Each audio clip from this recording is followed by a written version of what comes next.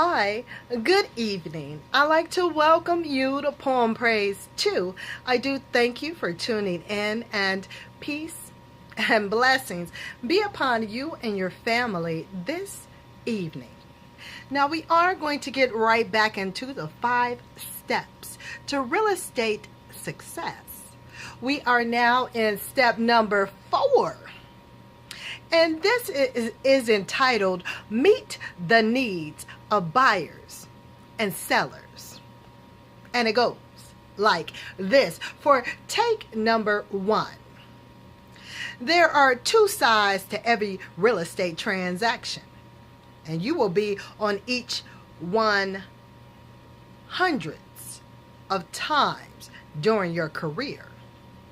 Many of the skills needed to work effectively with buyers and sellers are the same. However, there are also specific approaches that can help you best work a deal for one side or the other. Understanding the difference between representing a buyer and a seller is a hallmark of the successful agent. Most real estate buyers have been sellers before, and obviously sellers have previously purchased properties. So you might think they understand both sides of the transaction. Wrong. Prior experience probably won't translate into working knowledge. Let me repeat that one right there. Prior experience probably won't translate into working knowledge. In other words, don't assume that a buyer or seller will know how a sale will proceed. It is your job to educate them. Each side will require different approaches and information. Tell them everything they need to know about the real estate process. Education not only creates great agents, it creates great buyers and sellers too. Dealing with buyers. Buyers are considered by some successful agents to be easier to work for than sellers. To begin with, they come to you asking for your services. As soon as they are pre-qualified for a mortgage and explain what they are looking for, you will begin showing them homes. Consider, on the other hand, that you will probably need to work to find sellers. When you find them, there is a multiple step process, which must take place before you can list their properties. Developing listing presentations, taking and uploading digital pictures and virtual tours, and creating a marketing plan take time. In addition to the fact that buyers bring commission checks with less work for you, there is great satisfaction to be found in helping someone find the right property. Don and Bert Marcy, agents from New Jersey, who have made the list of the state's top salespeople for over 20 years, note that they enjoy playing matchmaker. The real thrill is finding the right fit. You need to have the ability to understand what people are really looking for. Then you go out and work like crazy to help them find it. Handling first-time buyers. Some first-time buyers act like old pros. They know what they want, understand what they can afford, and keep an open mind when you're showing them properties. Most, however, are more challenging. Buying a home is an enormous investment, and with the large price tag can come a large amount of nervousness. When dealing with jittery buyers, keep in mind that nerves are related to a fear of the unknown, which is best migrated with information. The more information you give them, the less they'll worry.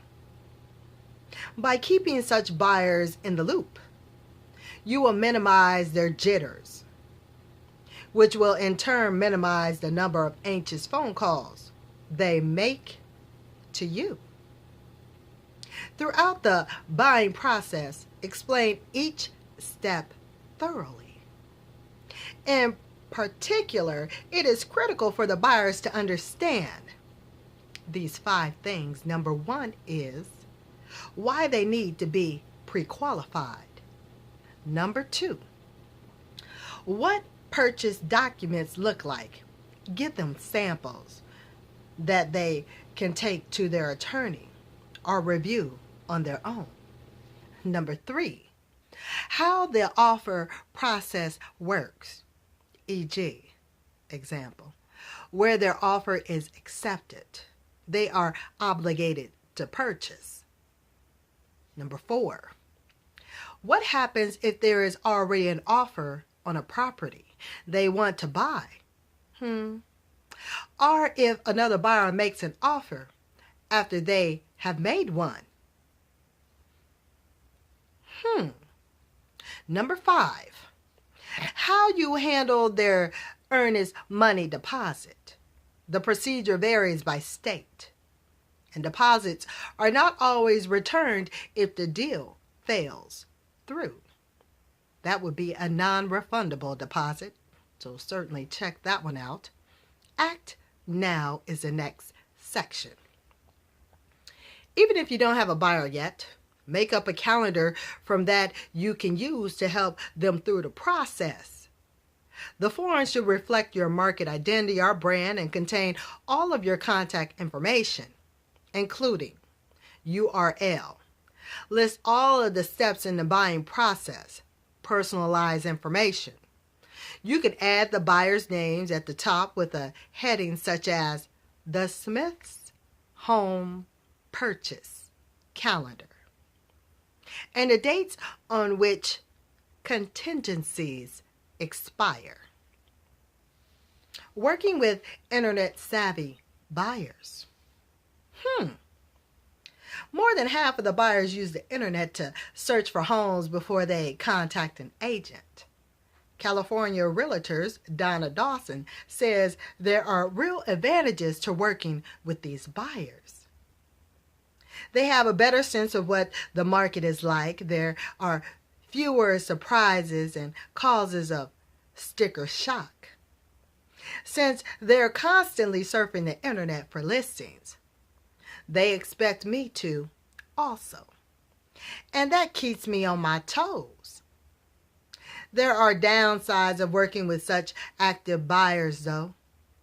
Many of the commercial listing sites aren't updated frequently.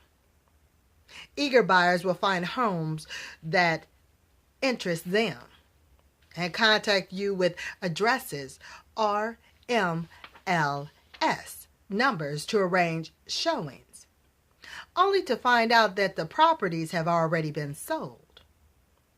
But this downside gives you the opportunity to explain a benefit of using your services.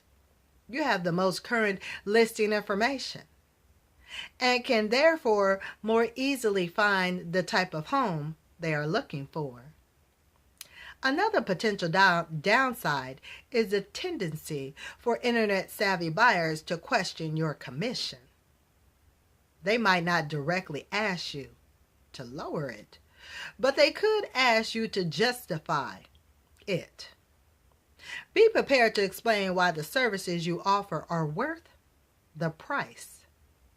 Let them know you are an experienced professional. You have been through the process many times and know how to deal with sellers, other agents, lenders, appraisers, and inspectors. Your experience will make the sale go more smoothly with an outcome they will appreciate. Come up with a specific plan to deal with the commission cutting question. Veteran agent Nancy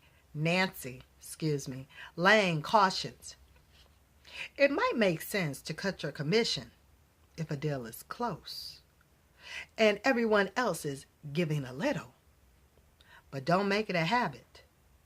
It could undermine your standing as a professional. If you don't respect your profession, why should anyone else? Whatever you decide, don't waffle and don't get emotional. It's nothing personal. Once you close with internet-savvy clients, maintain contact through email. Share useful information such as details of cost-effective home improvements, updates on local zoning laws, and tips on how to maximize the value of their property. These buyers will forward emails when they contain something of value. When they pass on one of your messages, they've helped you expand your sphere of influences with no effort on your part. Should you become a buyer's representative? Until recently, all agents worked for the seller. The listing agent had the most direct involvement, but everyone who showed the property and the agent who sold it were known as sub-agents. Instead of holding the buyer's interests above those of the seller, the sub-agent would in fact favor the seller.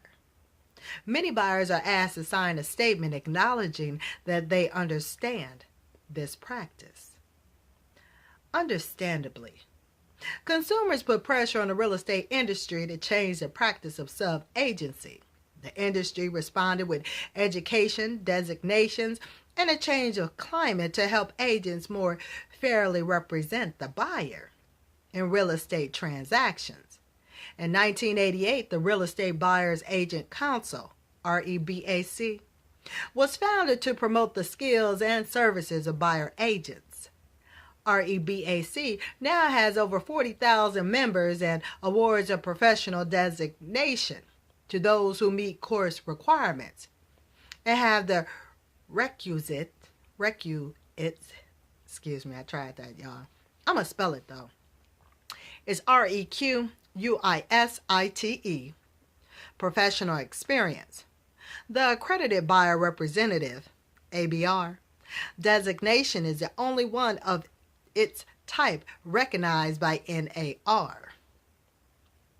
According to REBAC, buyers who use the ABR find homes sooner and, on average, are shown 3 more properties than those who work with traditional agents. That explains why over half of all the buyers choose the ABR. Why should you consider attaining the designation and becoming a buyer's agent? To begin with, it can help you carve out a niche within a very competitive market. It's a numbers game. The 63% of buyers who use the ABR don't have many to choose from.